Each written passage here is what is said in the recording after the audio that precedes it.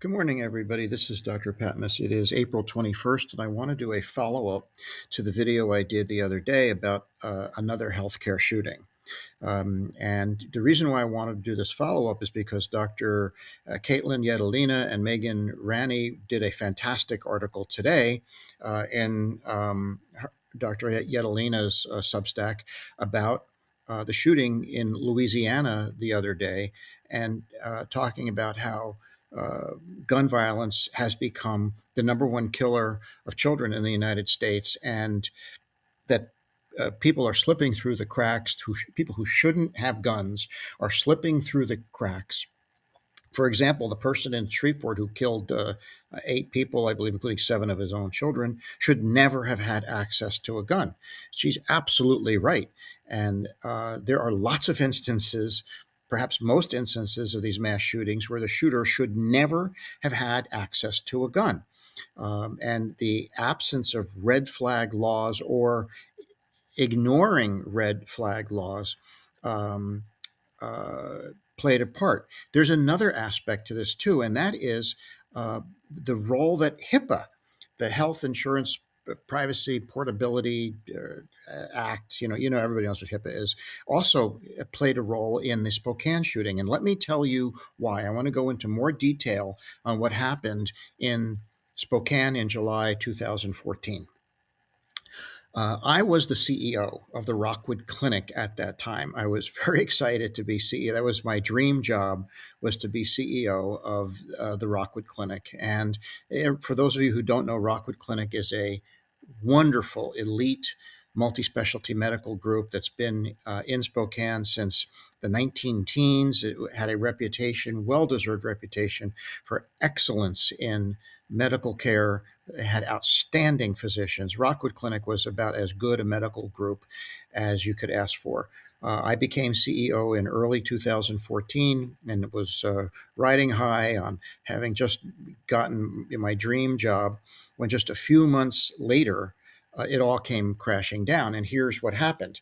In July 2014, a man walked into the Rockwood Clinic Cancer Center and opened fire in front of patients, including children, in front of doctors, nurses, staff, and patients, cancer patients on IV chemotherapy, hooked up on gurneys in this cancer center. It was a very large, the Rockwood Clinic is a big clinic. At the time, it had some 300 physicians and 70 or more locations spanning 2 states. I mean, it was a big job and a very big clinic.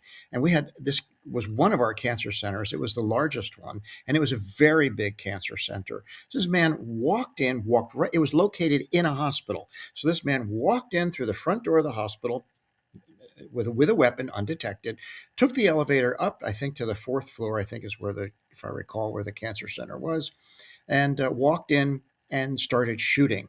He killed a woman named Sheena Henderson, who was my employee, and shot her multiple times, killed her on the spot in front of patients, and then killed himself in front of patients. I don't know if you can just wrap your brain around how horrific and traumatic this event was for the people who had to witness it. I was a mile away in my office, and at the Rockwood main location, when my executive assistant came in, running into my meeting with my senior leadership team, saying that there was a shooting at the cancer center and they've called the police. I ran to my car and drove down to Deaconess, ran upstairs and walked into the cancer center, where I saw something I'll never forget. I saw there were 2 people dead on the floor, brains blown out all over the place. There were people who were running for the exits, as running for their lives. They were nurses and other staff. They had scrubs on and IDs and so forth. These were people running to get out of there. There were other people hiding, cowering under tables, under chairs. There were people in the waiting room who were just frozen, absolutely frozen, white and frozen and in shock, not moving. They were just frozen. It was astonishing. We had doctors, nurses, patients barricaded in exam rooms, having moved tables. It was a horrible scene. Seconds after I got there, police showed up. I was escorted just outside the waiting room, and I sat just outside the waiting room to talk to the police while they did their initial work, and they put up their yellow tape and so forth, and they began processing the crime scene. We then set about creating a um, emergency crisis management task force team comprised of myself and other leaders from Rockwood and from Deaconess, and managing this crisis. And there was one person who was extremely helpful, Jill Fix Lamb, who was just incredible and remains a dear friend. We had to manage the media, we had to manage the legal, we had to manage law enforcement, we had to manage the clinic itself, the patients, the staff, the employees, traumatized people. We had to deal with, of course, our corporate overseers, who this was a very, very important cancer center, very, very important to the business side of things. So all of these things had to be managed, and I was at the center of all of it. And I can tell you that no medical education prepares you for this. No business school education prepares you for this. Everything a CEO faces, otherwise, budget variances and turnarounds and layoffs and all the other awful things that a CEO has to manage, pale in comparison to this.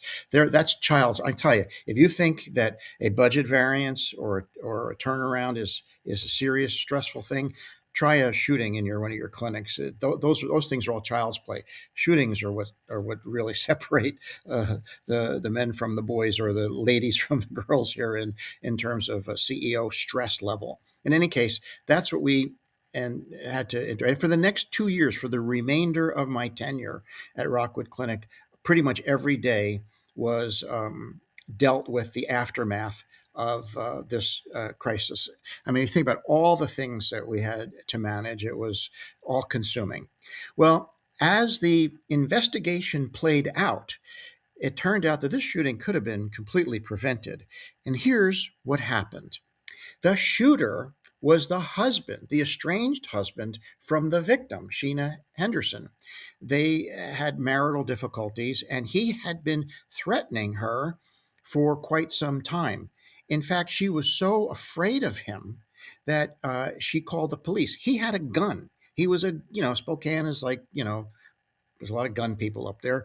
This guy had a gun, and she was afraid of him. She called the police because he was threatening.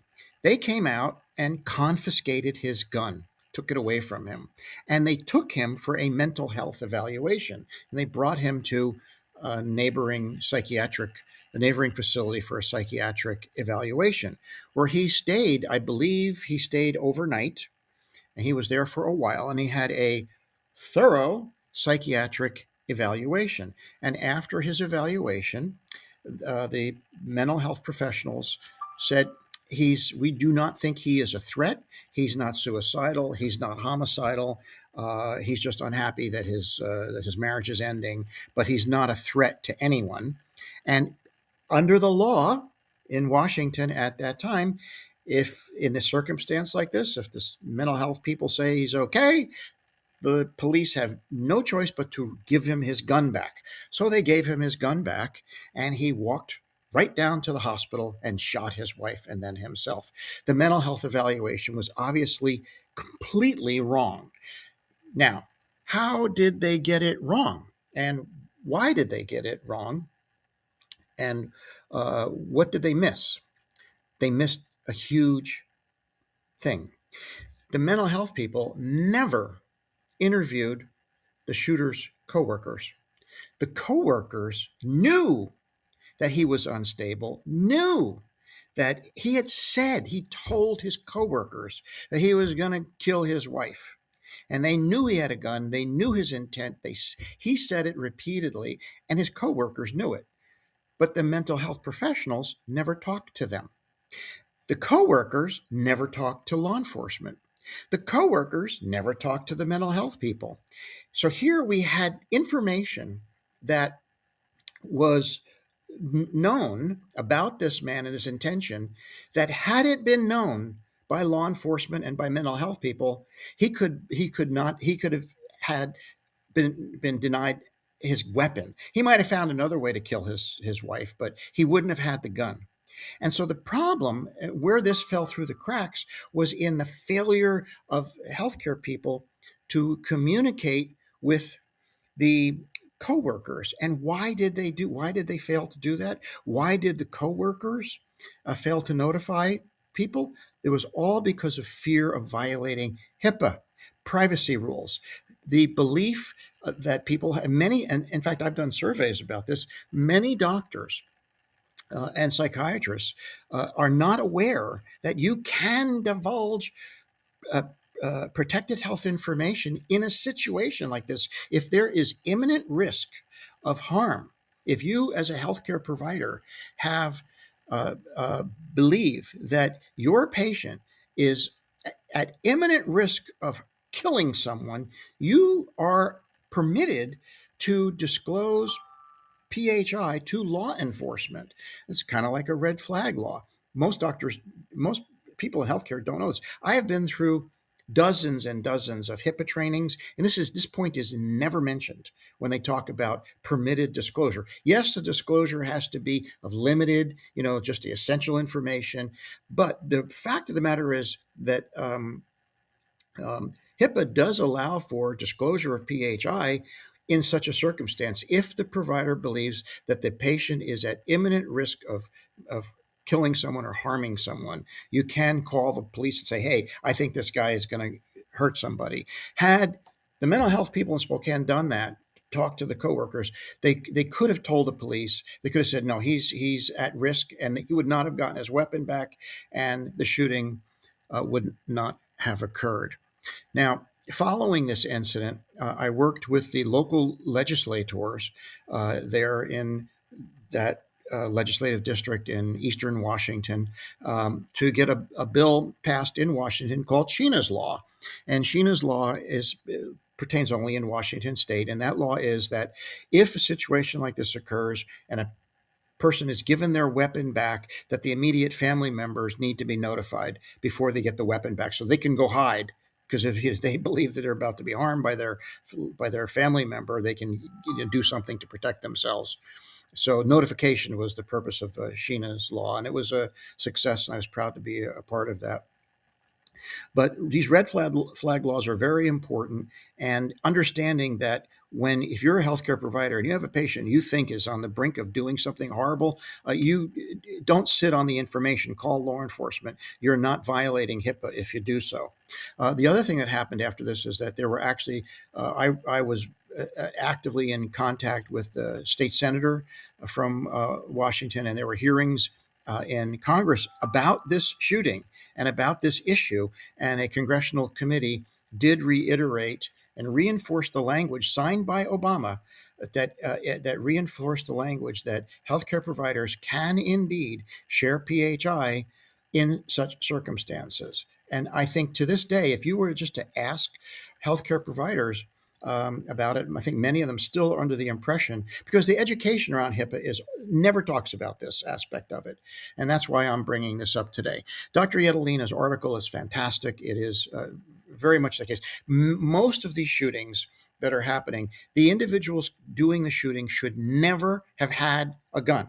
They fell through the cracks. They either were a situation like happened in Spokane, or they had a history of domestic violence, or a history of severe mental illness, or some other, or criminal activity, or some other thing. We are allowing guns to get into the hands of people who should not have them.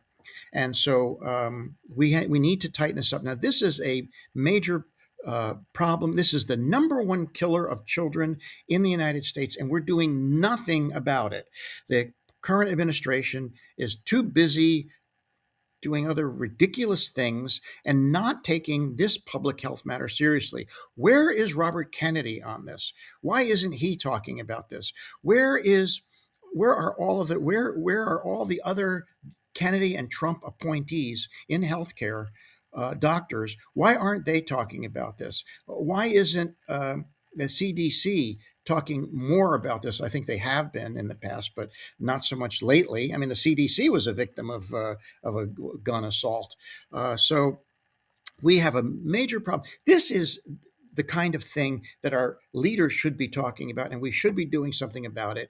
We look. I support the Second Amendment. I'm not anti-Second Amendment, but I think that guns should be only allowed into the hands of competent people, and they should require training, registration, training in gun safety, and so forth. And we have to stop allowing guns to fall into the wrong hands, like happened in Shreveport last week, where a man killed his own children. Anyhow, that's my post for today. I think you all should read Dr. Yedalina's article. It's excellent, and let's do something about this. We're killing our children. It's the number one cause of death of children in the United States. They're more likely to die from being shot than from any other thing. It's unacceptable.